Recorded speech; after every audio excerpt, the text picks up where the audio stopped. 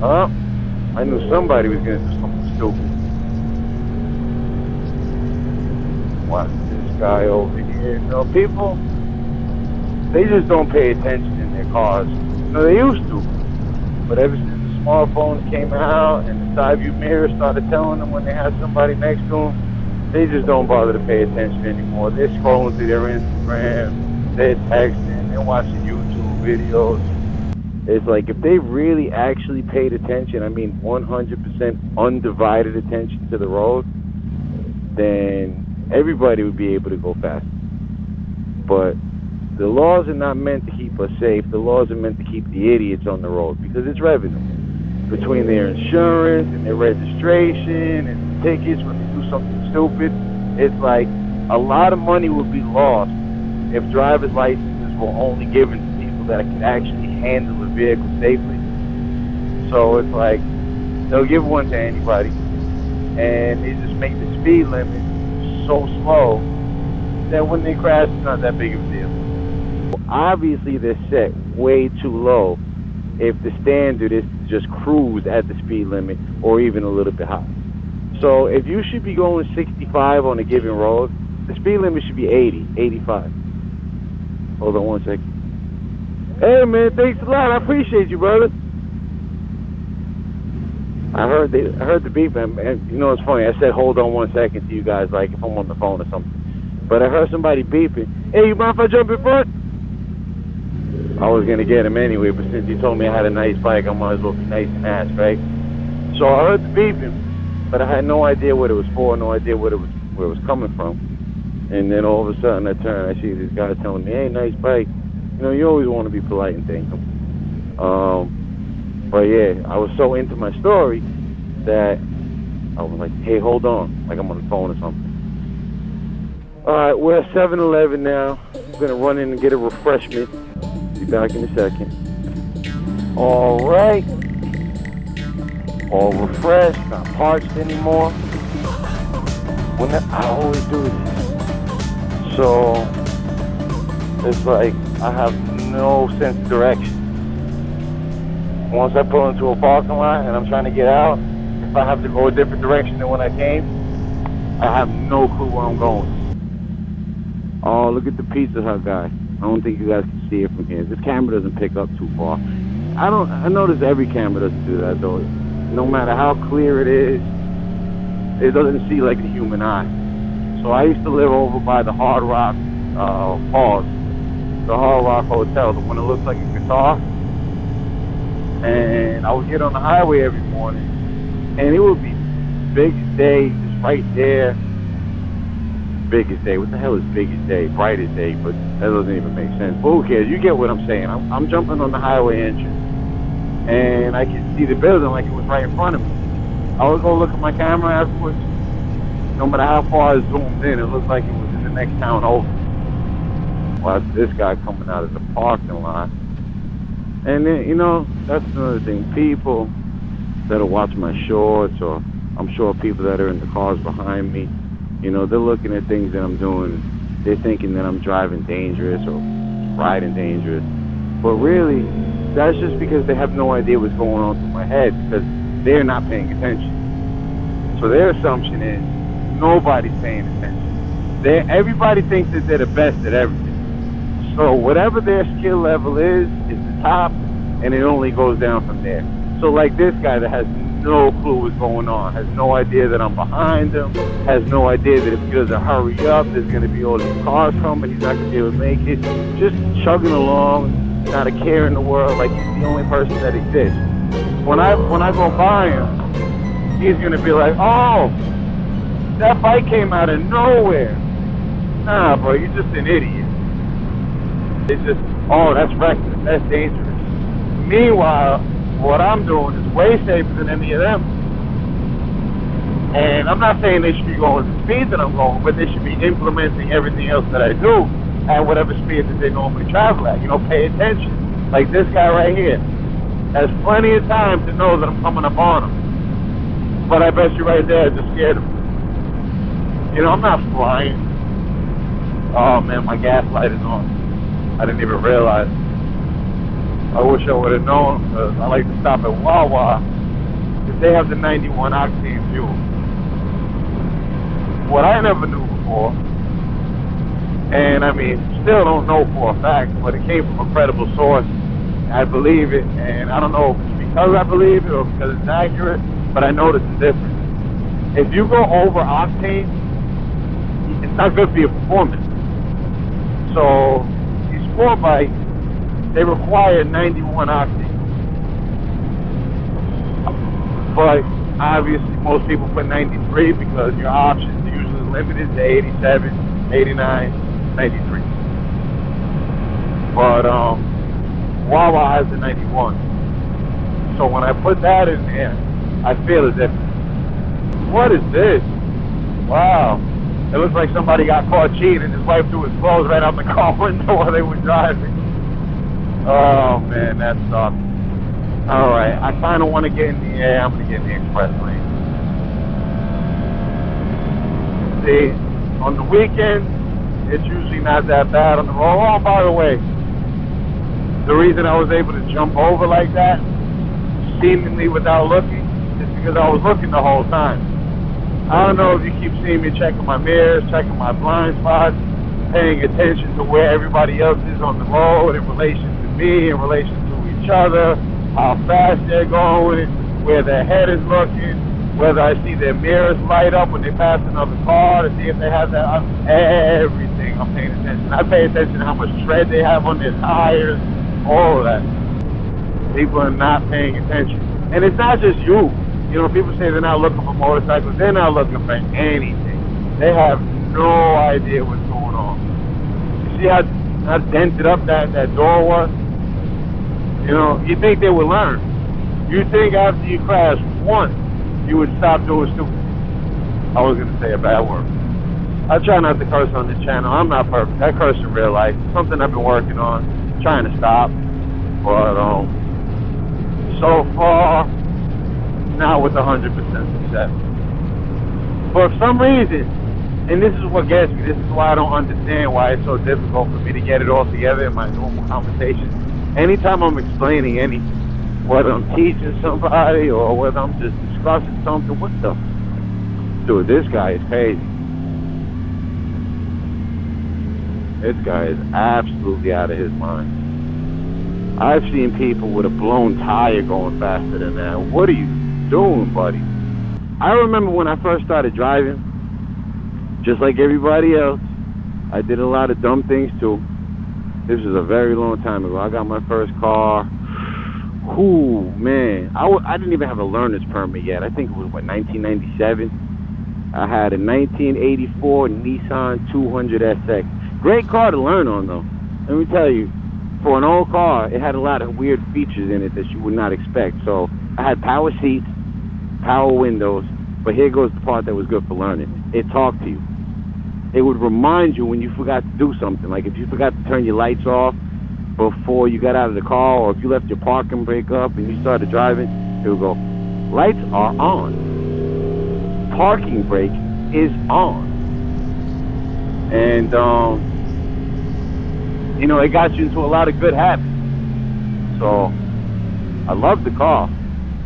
But anyway, back then, since I didn't know what I was doing, and I was driving around not only without a license, but without even a learner's permit, obviously I was doing a lot of stupid things, you know, and making bad decisions on the road. People, I don't know if this is a thing everywhere. I don't know if this is still a thing in New York. I don't know if I was just running into the right people. But they used to throw change at me. Yeah. Every time I did something stupid, well, not every time, obviously, but a lot of the times when I would do something stupid, somebody would throw a handful of change at my car. And the first couple times, you know, I didn't put two and two together, so now I'm just getting pissed off that someone's throwing change at my car. But after a while, I started to realize that, hey, this only happens when I do something stupid. So now, every time I got change thrown at me, I would start to take note of what it was that I did at the time that I was getting change thrown at me, and I would make it a point not to do that. And the other thing was I used to crash a lot.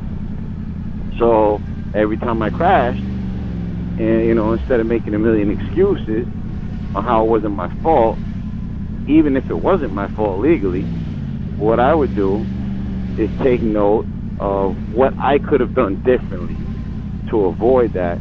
And in the future, I find myself in a similar situation, I don't make the same mistake again. I'll give you a great example. This is still before I had a license, but I had a car, and it was in the shop. So I borrowed my mother's car to go to work. I had a little part-time job. So now, at the end of our street, it was a curve that was basically a 90-degree turn, rounded off, with a corner house there. So I'm flying around the curve. I must have been doing 45, 50 miles an hour around this curve in my mother's car. And there was a moving truck blocking half the road. So there was only room for one car to go through there. And I'm flying through it. On the other side of that curve, there was a guy in a brand new Nissan Maxima. And taking it really slow, 2-3 miles an hour on the brakes, just, creeping through the curb like I should have been doing to make sure that, there was nobody there. And I came head on, crashed into him. So not only I missed my day at work, I smacked up my mother's car. I got in a whole bunch of trouble for driving without a license. So from that point on, I took away a lot of lessons from that. But specifically, the one thing that I absolutely never, ever did again was fly around a blind curve.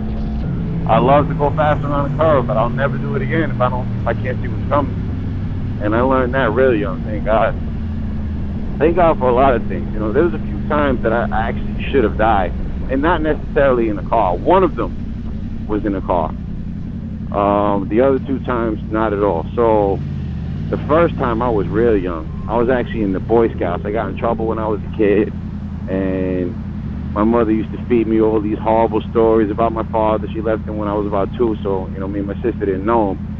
And that would be the threat all the time. I'm going to make you go live with your father. So we didn't want that. So I got in trouble in school. Don't judge me. I'm not this guy anymore. I was in 6th grade, 7th grade, something like that. I think I was 12. And I talked my friend into helping me, which was a bad move because his stepdad was bad. The beating he caught for this, man, I felt so bad for him. It was worse than what happened to me by far. But we counterfeited tickets to the school dance, the Halloween school dance. And we sold them for half of what the school was selling them for. Got busted because they weren't that great. They looked good enough that the kids didn't know the difference. But as soon as they went to go hand them in to the administration, walking into the doors, it was over. They knew right away. So somebody snitched, obviously. I never admitted to it. I denied it all the way.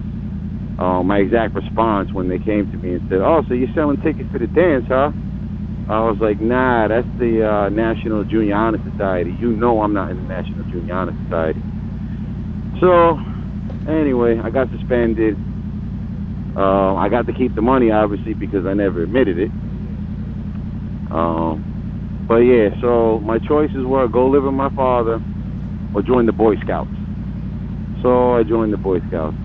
And not at all being an outdoors person by this point, spending my whole life in the city, I didn't know anything about camping, hiking, anything like that. So for my first camp out, it was a 12-mile hike in the Palisades in New Jersey, and I showed up with a pair of construction Timberland boots and regular white cotton socks.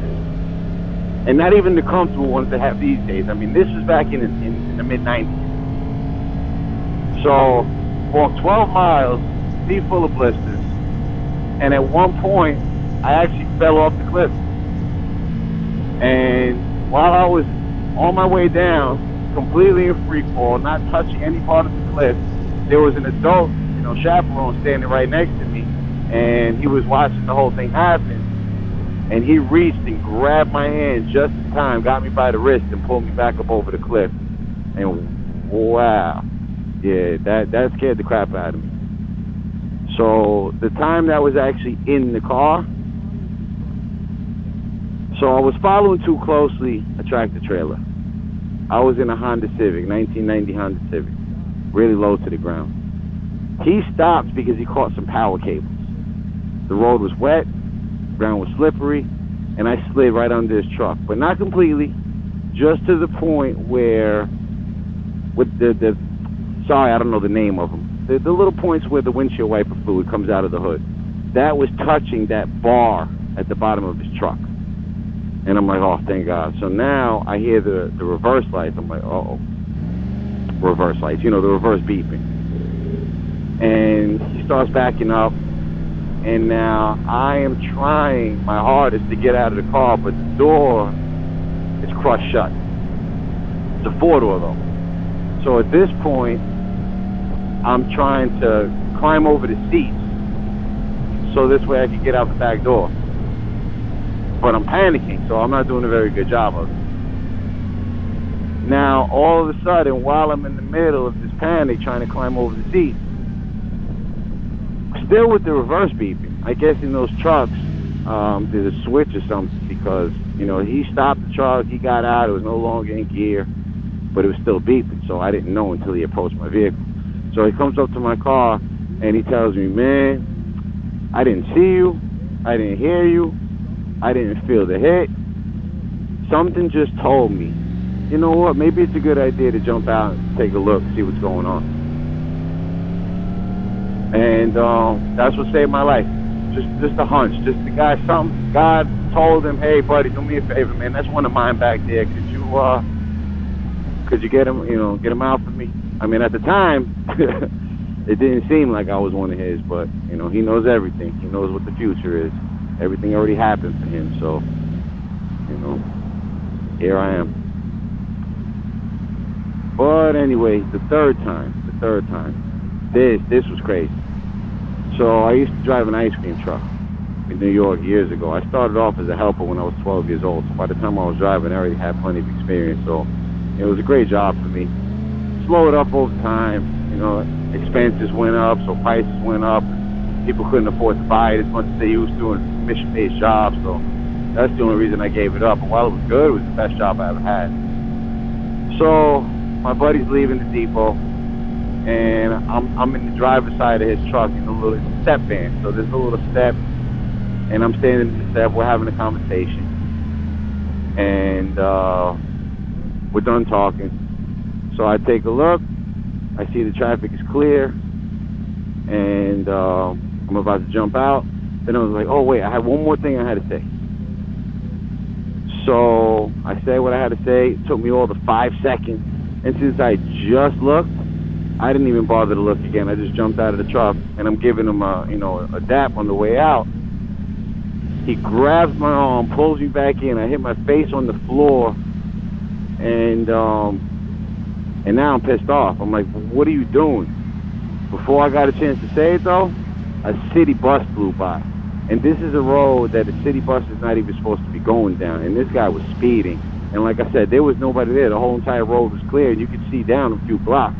So I don't know where this thing came from, but yeah, my boy saved my life that day. So 3 times, you know, I almost died. I shouldn't have been here. By the grace of God, somebody or something saved me. Well, in all 3 cases, somebody. So definitely thankful for that. But just because I know he's looking out for me doesn't mean that I have to ask for it. So that's why I tell you, you gotta pay attention when you're out here on these bikes. Who is beefing like that? Why? Everybody's moving. Like, if I'm not frustrated at these people, what are you complaining about? Gotta make another pit stop. Well, that was kind of annoying. Alright, so I got my Shocks headphones on me in my bag. And when they're in the case, they're not supposed to be active, but for some reason, they like to pick up from inside the case. And at the same time, both of my devices were connected. For some reason, the audio was coming from the Shocks instead of from my helmet. So I was just talking to myself for a little while. Alright, so now we're at the gas station. I had to make a quick stop at my buddy's house. He restores classic cars. We are planning a little meetup. I'm gonna make a video about that. But he got this one car in his lot that is not completely finished yet, and he doesn't want it on camera. So that's why I had to cut it off. Here we are at the gas station. I like to wait until the last minute before I put my gas in. I don't know if that's really the best thing for everybody, but for me, I daily ride, and this thing only takes 4.5 gallons. So if I fill up before I need to, like as soon as my gas light comes on, then it just becomes way more often than it needs to be. So I try to wait. You get about 20 miles before you run out after the gas light comes on. And mine lets you know exactly how many miles you have. There's no gas gauge on it, though. That's the crazy thing. My Grom has a gas gauge on it. This doesn't. But once the gas light comes on, it tells you how many miles you've been riding with the gas light on for.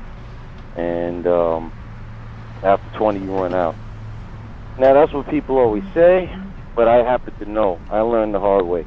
One day, I was pretty much, according to my GPS, exactly 20 miles away from the house when my gas light came on.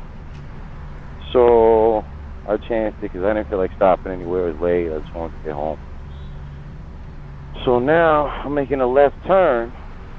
All of a sudden, it starts bogging down on me, and then comes back to life all while I'm on the lane. And that was not cool. That was just on your side. Anyway, like I said, got my water, got a couple of other things, because you know when you go in to spend $3, you come out spending $30. But now I don't have to buy anything else for a while, at least a day or two. And yeah, just